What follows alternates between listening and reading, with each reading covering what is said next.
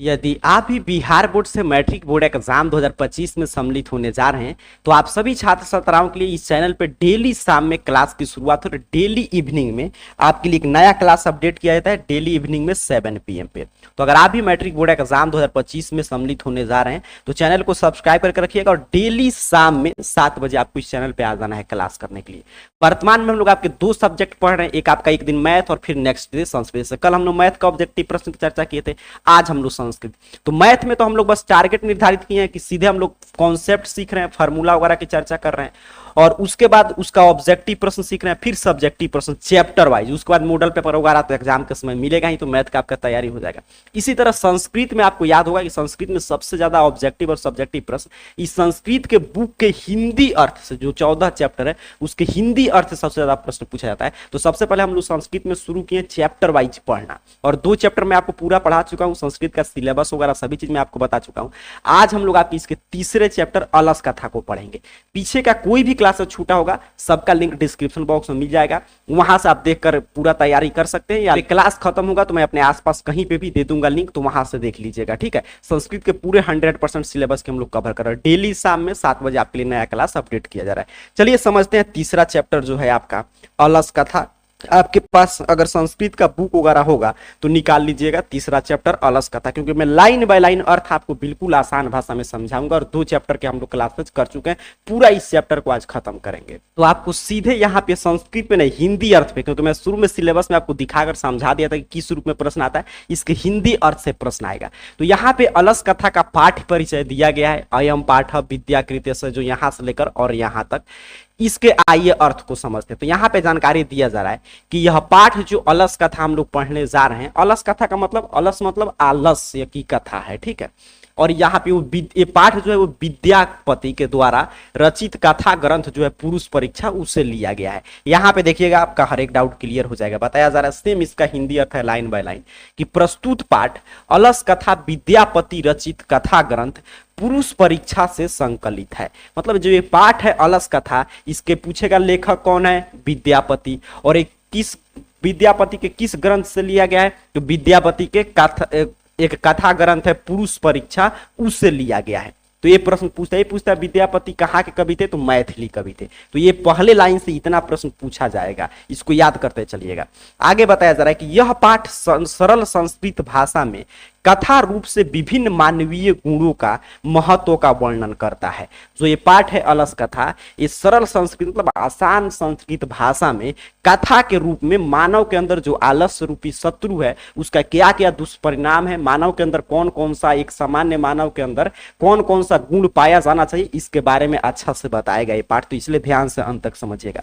और दोषों के निराकरण के लिए शिक्षा देता है कि हमारे अंदर कोई भी दोष है तो उसके अगर उसको हम निराकरण मतलब उसको दूर नहीं करते हैं तो हमारे साथ हमको किस किस प्रकार की हानि उठाना पड़ सकता है, इसके बारे में इस पाठ में पढ़ेंगे। देखिए आगे बताया जाता है विद्यापति लोकप्रिय मैथिली कवि थे, ये मैंने ऊपर ही बता दिया। प्रश्न पूछेगा कि विद्यापति कहाँ के कवि थे लोकप्रिय, तो मैथिली कवि थे। फिर भी संस्कृत भाषा ग्रंथ में रचना कर अपना प्रतिभा का परिचय दिया। मतलब मैथिली भाषा में तो ये लिख ही रहे थे कविता वगैरह, लेकिन संस्कृत भाषा में अपना ये पुरुष परीक्षा नामक कथा ग्रंथ लिखकर इन्होंने अपनी प्रतिभा का परिचय दिया कि इनके मैथिली के साथ साथ इनका संस्कृत भाषा पर भी उतना ही पकड़ है।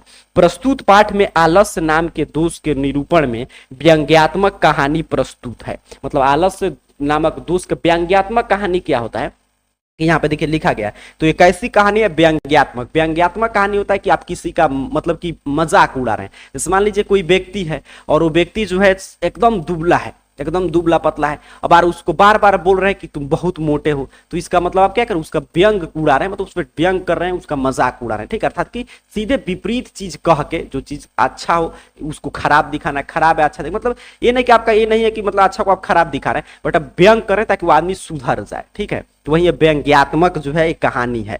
और बताया जा रहा है कि नीति शास्त्री आलस्य को शत्रु के रूप में मानते हैं, और जितने भी नीति शास्त्री आलस्य को क्या मानते हैं, शत्रु मानते हैं। तो ये भी प्रश्न पूछता है कि नीति शास्त्र किसको शत्रु मानते हैं, आलस्य को। अब चलिए आगे बढ़ते हैं और कुछ पाठ परिचय से जहां से प्रश्न बनता है वो मैं पूरा आपको बताते चल रहा हूं। तो यहाँ पे देखिए अलस कथा में आलस्य को त्याग करने की शिक्षा दी गई है, क्योंकि मानव शरीर में आलस्य से बढ़कर कोई शत्रु नहीं है। कथाकार का कहना है कि आलसी व्यक्ति का जीवन अति दुख में होता है। व्यक्ति अपने आलस्य के कारण कोई भी काम समय पर नहीं कर पाता, फलतः उसे हर कोई हेय दृष्टि से देखता है। मित्र भी ऐसे व्यक्ति से मुंह मोड़ लेते हैं, इसीलिए आलस्य सर्वदा त्याज्य है। अभी क्या अगर पूछ दे कि आलस कथा पाठ से हमें क्या शिक्षा मिलता है, तो पूरा आप लिख देंगे, उत्तर हो जाएगा आपका 2 अंकीय प्रश्न में।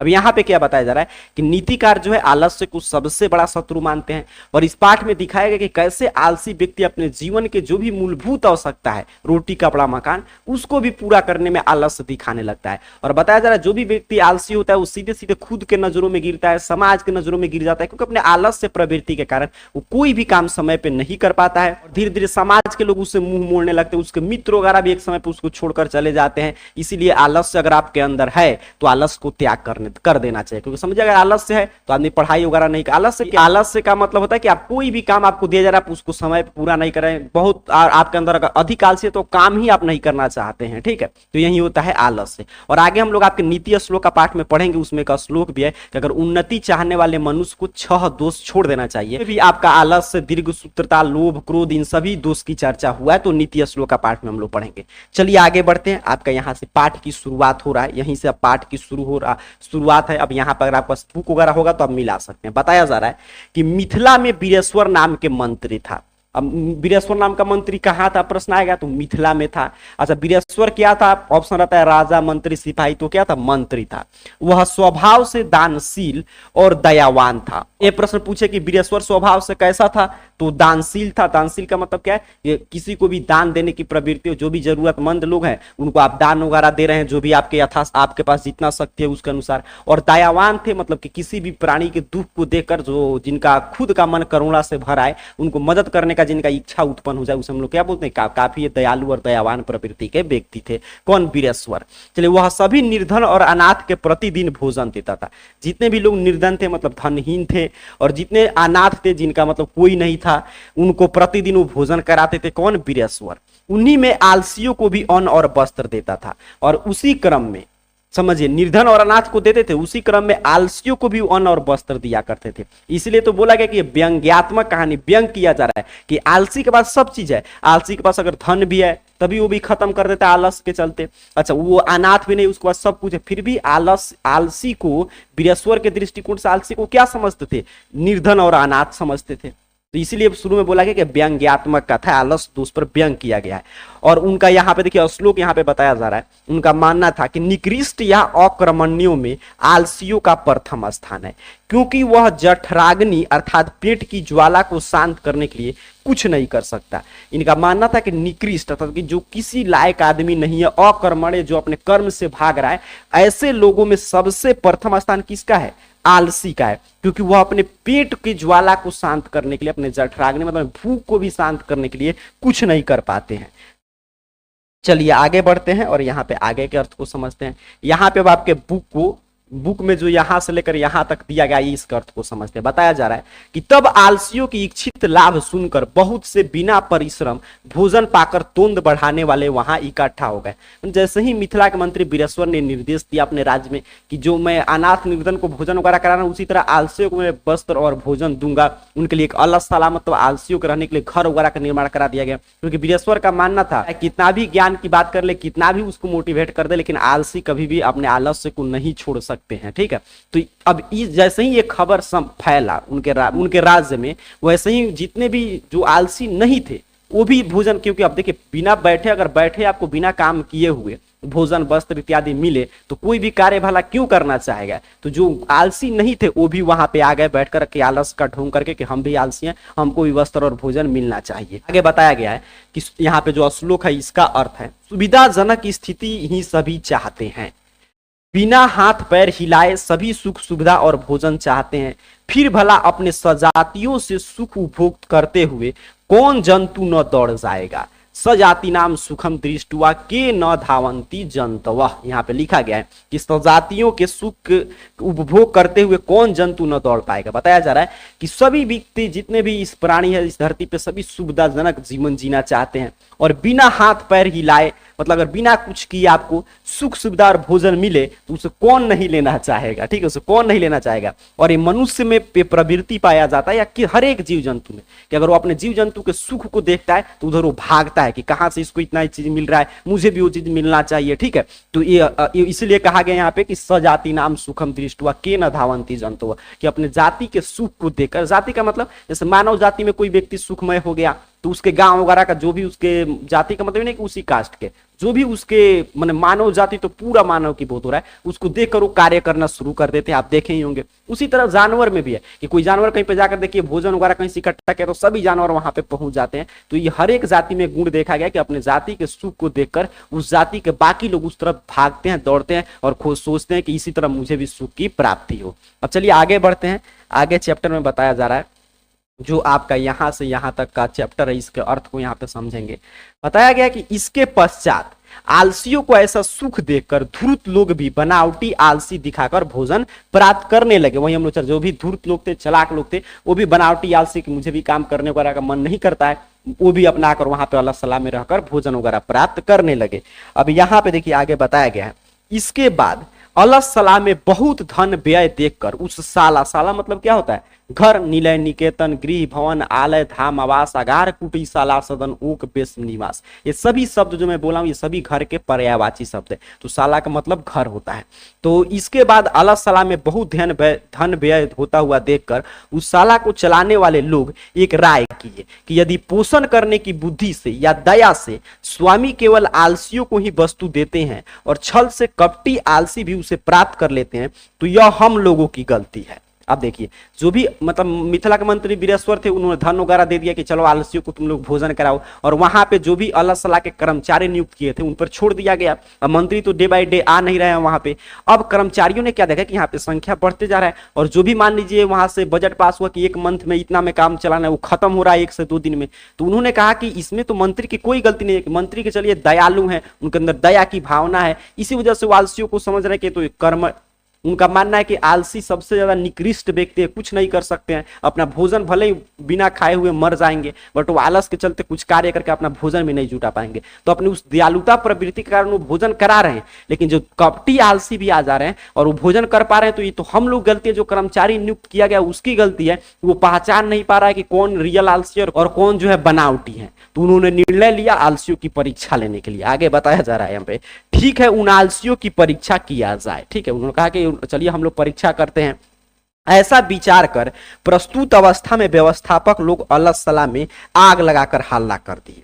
ठीक है, और उन्होंने अपने में एक राय किया, उनके अंदर सुझाव आया, सब लोग बैठ के राय की और उन्होंने ये निर्णय निकाला कि अल्लाह सलाह में चलिए हम लोग आग लगा दें। अल्लाह सलाह मतलब जो आलसियों के रहने के लिए घर बनाया गया था, उसमें उन्होंने आग लगाकर चिल्लाने लगे कि इस घर में आग लग चुका है। अब देखिए यहाँ पे, अब जो ततो गृह लग्नम प्रभिदमग्नि दृष्टवा, तो यहाँ पे जो शुरू हुआ है यहाँ तक, आइए इसके अर्थ को समझते हैं। यहाँ पे बताया गया इसके बाद घर में लगी आग को बढ़ते हुए देखकर सभी ध्रुत भाग गए, पीछे थोड़े आलसी भी भागे। देखिए अब बताया जा रहा है, जैसे ही इन लोगों ने चिल्लाना शुरू किया, क्योंकि इन लोगों को जलाना किसी का उद्देश्य नहीं था, कहीं साइड में बस आग लगा दिया और हल्ला कर दिया गया कि इस घर में आग लग गया। अब जो ध्रुव थे वो सबसे पहले भाग गए वहां से, और जो थोड़े बहुत आलसी थे, जो आलस मतलब वो आलसी थे नहीं लेकिन थोड़ा बहुत उनके अंदर आलसपन था, वो भी उनके पीछे भाग गए। लेकिन 4 पुरुष वहीं अपने स्थान पर सोए रहकर परस्पर वार्तालाप करने लगे। लेकिन आग लगने का हल्ला सुनकर भी 4 आलसी नहीं भागे। ठीक है, और उन्होंने चारों आपस में बात कर रहे थे, एक कपड़े से मुंह ढके हुए ही बोला, यह हल्ला कैसा है। पहला बोल रहा है कि यह हल्ला कैसा है, दूसरा बोला लगता है इस घर में आग लग गई है, तीसरा बोला कोई ऐसा धर्मात्मा नहीं है जो अभी जल से भीगा हुआ चटाई से इस आग को ढक दे, चौथा बोला ओ बातुनी कितना बोलते हो, क्यों नहीं चुप रहते। अब ये 4 आलसी का कथन हमेशा पूछा जाता है। 4 आलसी थे ओरिजिनल पे, भी पूछेगा कि मूल आलसी की संख्या कितना था, तो 4। और वो देखिए आग लगने पर भागे नहीं, वो आपस में बात कर रहे थे। पहला आलसी बोल रहा है कि कैसा हल्ला है, दूसरा बोल रहा है कि लग रहा है इस घर में आग लगे, लेकिन भागने को उनके अंदर कोई भी इच्छा नहीं है। और तीसरा आलसी क्या बोल रहा है कि कोई ऐसा धर्मात्मा नहीं है जो लियाकर मतलब किसी रूप से आग वगैरह बुझा दे। और चौथा क्या बोला कि तुम लोग कितना बात करते हो, चुप क्यों नहीं रहते। अब समझिए ये थे ओरिजिनल आलसी, जिनके जान भी जाने वाला था लेकिन फिर भी अपने से कुछ नहीं करने वाले थे, ना आग बुझाने के लिए ना वहां से उठकर भागने के लिए। तो यही यहां से प्रश्न क्या बनता है, आलसी का कथन पूछेगा, कौन सा कथन किस आलसी का है। कभी कभी यहाँ पे संस्कृत में भी कथन दे देता है, तो ये आप याद रखेंगे। अगर कहेगा अहो कथमयम कोलाहल, ये कैसा कोलाहल है, कैसा शोरगुल है, ये किस आलसी का कथन है, तो पहले आलसी का। ठीक है, क्लियर समझते चलिएगा। अगर ये पूछे तरक्यते यस्मिन गृहे अग्नि लग्नो अस्ति, अगर ये वाक्य दे दे, पूछता है, कई बार पूछा गया, इस साल भी यहाँ से चारों आलसी से एक कथन जरूर पूछेगा। पूछे कि ये कथन किसका आलसी है, कि मतलब क्या ऐसा लग रहा है कि इस घर में आग लग गया है, द्वितीय यहाँ पे आलसी का कथन है। अगर ये प्रश्न आपसे पूछे कुअपि तथा धार्मिको नास्ति य इदानीम जलर्दोषो भी कटैर्वसम प्राविणोति। ठीक है, अगर ये प्रश्न पूछे तो ये मतलब क्या कर रहा है कि कोई ऐसा धार्मिक व्यक्ति नहीं हो जो जल से भीगा हुआ कंबल वगैरह डाल दे ताकि आग वगैरह बुझ जाए, तो तृतीय आलसी का कथन है। और ये दे दे प्रश्न में कहे कि अय वाचालः कति वाचनम वक्ति सख्तुनत तुष्टिम कथम न तिष्ठत, तो अगर ये पूछे कितने नंबर आलसी ने कहा था, तो 4 नंबर। तो चारों आलसी का कथन क्लियर हो गया। पहला क्या बोला था, तो पहला बोला कि एक ऐसा शोरगुल है, दूसरा क्या बोला, लग रहा है कि इस घर में आग लग गया है, तीसरा बोला कि कोई धार्मिक व्यक्ति नहीं है जो आग वगैरह को बुझा दे ताकि हम लोग को भागना नहीं पड़े, और चौथा व्यक्ति ये था कि उसने क्या बोला कि क्या बात करो, चुपचाप क्यों नहीं सोते, जिसको बुझाना होगा वो खुद बुझाएगा आग वगैरह। तो ये थे 4 ओरिजिनल आलसी। अब यहाँ पे जो आपके बुक में है, यहाँ से यहाँ तक आइए अर्थ को समझेंगे। बताया जा रहा है कि चारों की परस्पर वार्तालाप सुनकर और बड़ी अग्नि की ज्वाला उनके ऊपर गिरेगी, वे जलकर मर न जाए, इस भय से व्यवस्थापकों ने उन चारों आलसियों का केस पकड़कर घसीटते हुए घर से बाहर निकाला। अब देखिए, जब आग बढ़ने लगा फिर भी वो लोग नहीं निकले, तो इनको लग गया व्यवस्थापक लोग उनकी बात सुन करके भागने वाले नहीं, यही ओरिजिनल आलसी है जिसको हमारा मालिक खोज रहा था कि इस लेवल के आलसियों को मुफ्त में भोजन देना है। बाकी तो भाग गए, वो आलसी नहीं थे, वो सिर्फ बनावटी आलसी थे। तो समझिए, इस लेवल के आलसी का मतलब कि मिथिला के मंत्री बिलेश्वर निर्देश दिए थे कि भोजन वगैरह देना, कि जो अपना जान बचाने के लिए समझिए कुछ नहीं कर पा रहा है, वो भोजन जुटाने के लिए, वस्त्र जुटाने के लिए और सब कार्य के लिए कुछ करेगा नहीं करेगा। अब व्यवस्थापकों को चिंता हो गया कि आग बढ़ रहा है, तो उन्होंने आया अंदर आकर इसको बाल पकड़कर घसीटते हुए इनको बाहर निकाल दिए। लेकिन समझिए कितना आलसी थे कि फिर भी वो पैर पे चल के नहीं गए। ये होता है ओरिजिनल आलसी की पहचान। अब यहां से प्रश्न पूछता है कि आलसियों को अल्लाह सलाह से बाहर कैसे निकाला, कि किसने निकाला, तो अल्लाह सलाह के व्यवस्थापकों ने। कैसे निकाला, तो बाल पकड़कर घसीटते हुए ले गए। चलिए आगे बढ़ेंगे। आगे यहाँ पे बताया जा रहा है कि पीछे उन आलसियों को देखकर वे व्यवस्थापक लोगों ने यही श्लोक पढ़ा। आगे उन्होंने श्लोक पढ़ा, यहाँ पे संस्कृत में श्लोक है, आइए इसके अर्थ को समझते हैं। बताया जा रहा है कि स्त्री नाम पतिरेव गति स्त्री नाम, बाला नाम जननी गति, नालसा नाम गति कचिलोके कारुणिकम बिना। यहाँ पे जो श्लोक है इसका अर्थ है स्त्रियों की गति मात्र उसके पति हैं, मतलब स्त्रियों का गति किससे होता है, उनके पति से, मतलब इसलिए पतिरेव गति स्त्री नाम। और बाला नाम जननी गति, मतलब बच्चों की गति उसकी माँ है, मतलब बच्चों की पूरा देखभाल वगैरह उनका भोजन से लेकर हर एक चीज कौन करती है, माँ करती है उनकी। आगे बताया जा रहा है नालसा नाम गति कचिलो के कारुणिकम बिना, अर्थात कि उसी प्रकार आलसियों की गति भी इस संसार में केवल दयावान ही कर सकते हैं। दयावान लोग नहीं रहे तो आलसी भले बिना भोजन किए हुए, जिस लेवल का आलस की इसमें चर्चा है वो उस लेवल की बात हो रहा है। अगर भले ही बिना भोजन किए हुए मतलब कि मर जाएंगे, इस दुनिया से चले जाएंगे, लेकिन भोजन वगैरह अपना नहीं करेंगे। इसके बाद उन चारों आलसियों को पहले से अधिक चीजें मंत्री देने लगे। मंत्रियों को पता चल गया कि हाँ यही 4 आलसी थे, और मंत्री बीरेश्वर से भी जाकर व्यवस्थापक बताए, तो मंत्री को पता चला कि यही इसी तो आलसी को हम लोग खोज रहे थे, इसी लेवल के आलसी को। तो कहे कि चलो अब 4 ही बचे हैं, बहुत सारे थे, तब जो भी है तो सबसे ज्यादा इन्हीं को खूब अच्छा से खिलाओ पिलाओ, क्योंकि उनको विश्वास होगा कि कभी भी जीवन में कुछ नहीं करने जा रहे हैं। तो इस पूरे चैप्टर में आलस नामक दोष को दूर करने के बारे में चर्चा किया गया कि आपके अंदर भी अगर आलस है तो उसको त्याग कर दें, और स्टूडेंट के अंदर तो और जरूरी है कि आलस से होना नहीं चाहिए। चलिए यहाँ पे आपके बुक में अगर आप देख रहे होंगे तो अगले पेज पे शब्दार्थ दिया होगा। शब्दार्थ से भी खूब प्रश्न आता है, इसको भी एक बार देख लेते हैं हम लोग। अगर पूछे कि अलसह मतलब क्या होता है, तो आलसी, इसीलिए तो अलस का था नाम था, आलसियों की कथा। कारुणिकः मतलब क्या होता है, दयावान। युगेतेभ्य मतलब क्या होता है, संकटग्रस्तों का। प्रत्यहम मतलब प्रतिदिन। रिपु मतलब शत्रु, याद रखिएगा, इससे खूब प्रश्न पूछता है व्याकरण में। जाठरेन मतलब उदर से संबंधित, उदर मतलब पेट से संबंधित। तदुन प्रेमिजा मतलब तोंद बढ़ाने वाले। सौकर्य मूला मतलब सुविधाजनक। सजाति नाम मतलब अपनी जातियों का। कृत्रिम आलस्य मतलब बनावटी आलसी।